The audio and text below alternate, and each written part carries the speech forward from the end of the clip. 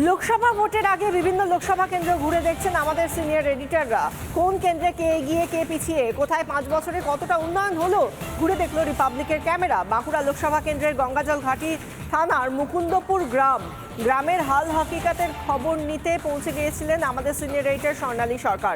গ্রামে প্রকল্প রয়েছে, প্রকল্পের জায়গায় কিন্তু পাওনা গন্ডার হিসেবটা মিলছে না। অভিযোগ, সঠিক সময় পাওয়া যায় না ভাতা, মেলেনি আবাসের বাড়িও, পানীয় জল থেকে মাথার ছাদ সব অধরা।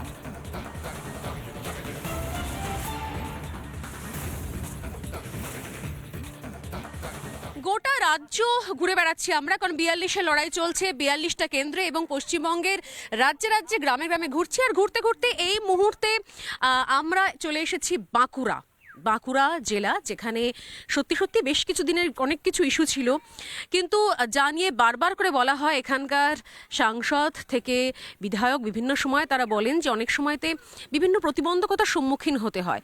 এই যে গ্রাম আমরা রয়েছি গঙ্গাজল ঘাটি, সেই গঙ্গাজল ঘাটি গ্রামের এটা মুকুন্দপুর গ্রাম, তাই তো?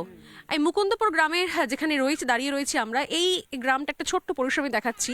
এই গ্রামে অজস্র মাটির বাড়ি রয়েছে। আমি কথা বলছিলাম এনাদের সঙ্গে যে এখানে এই সরকারি সুবিধে প্রকল্পগুলো সেগুলো আসে কিনা, তো সেগুলো নিয়ে কি বলছেন। এখানে তো এক প্রকল্প তো প্রকল্পের মতো করে চলে, কিন্তু আপনারা কি পান? আপনি কি ভাতা পাচ্ছেন, যে বার্ধক্য ভাতা, বিধবা ভাতা, সেটা পাচ্ছেন? না, পাইনি দিদিমণি, মিছা বলি পাইনি, একদম পাইনি। কিন্তু এখানে তো অনেকে তো এখানে পাচ্ছে তো তারা ভাতা। আপনারা তো লক্ষ্মীর ভান্ডার তো পাচ্ছেন। লক্ষ্মী ভান্ডার পাই, এই বাড়ি পাইনি, কল পাই না, সমস্যা হচ্ছে।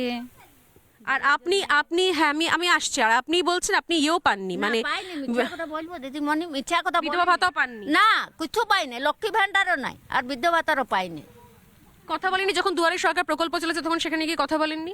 কথা ওখানে বসেছিল, বলছে জমা হয়ে গেছে, আবার অফিস গেছি, বলছে জমা হয় নাই।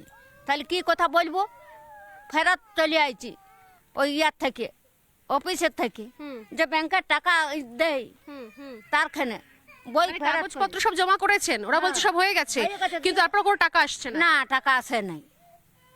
আর বাড়ির যে ব্যাপারটা, সেটা আমি এখানে কথা বলছিলাম এনাদের সঙ্গে, যে বাড়ির সেটা এখানে তো অনেক প্রচুর কাঁচা বাড়ি দেখতে পাচ্ছি আমি, তো এখানে কি আবাসের টাকা কি আসেনি নাকি? না, বাড়ি হয়নি এখানে? এখানে হয়নি বাড়ি, যার যেমন হয়েছে, কারো কেমন হয়নি। কারো হয়েছে, কারো হয়নি। তো এটা কি জানিয়েছেন, মানে যখন যারা এই দুয়ারে সরকার ক্যাম্প হয় তখন জানানো হয়েছে সেগুলো? জানাইছো? হ্যাঁ আসছি, বলুন। যারা জানানো হচ্ছে, মানে সরকার থেকে দিলে তো মানে উপর থেকে আসছে নাই তো, মানে ওপর থেকে আসছে বলে আপনাদের মনে হচ্ছে ওপরের থেকে আসছে, কিন্তু আপনাদের কাছে পর্যন্ত পৌঁছচ্ছে না। পৌঁছাচ্ছে না, তার জন্য মানে আটক হয়ে যাচ্ছে। এখানে ব্লকের থেকে দিলে আরো যেগুলা শিডিউল কাস্টের লোক পাবে সেগুলা পাচ্ছে না, মানে বড় লোকরা পাচ্ছে, যাদের দালান ঘর বাড়ি আছে আর এরকম, আর আমাদের সকল তো পাচ্ছে না। সরকার থেকে মানে দুই সরকারি, কেন্দ্র রাজ্য, এই জলের ব্যবস্থাগুলো এগুলো তো করা হয়েছে, তাহলে আপনারা এখনো বলছেন জলের সমস্যা রয়েছে কেন? হ্যাঁ বলুন তো। কি বলবো? না, জলটা কি হয়েছে সমস্যা? জলটার কি হয়েছে, আমার এখানকে আসছে নাই, জল আসছে নাই, একদম জল আসে নাই, বলছে পরের বাড়িকে দিব নাই। বুঝতে পারছো? কেন দেব না বলছে? কে জানে, কতদিন দেখো জলের আমাদের বড় কষ্ট হচ্ছে, কোনো দিন দেয় না। না, দুখানা কল তো আছে বললেন, তা সেই দুটো কল কি দুটোই ভাঙা, নাকি সেখানে জল আসছে না? একটি ভালো আছে, ওই ধারটা ভালো আছে। কোথায় আছে ভাঙা কল? এখানে কাছে পিঠে আছে কোথাও? আশপাশে সমস্ত বাড়ি কাঁচা বাড়ি রয়েছে, রাস্তার অবস্থা তো আমরা দেখছি, যদিও এখানে তার সঙ্গে সঙ্গে গবাদি পশু এখানে রাখা হয়েছে, কিন্তু যেটা মুশকিল সেটা হচ্ছে যে প্রকল্পের জিনিস, এনাদের বক্তব্য হচ্ছে যে টাকা হয়তো ওপর থেকে রিলিজ করা হয়, কিন্তু এনারা সেই সুবিধে পাচ্ছেন না।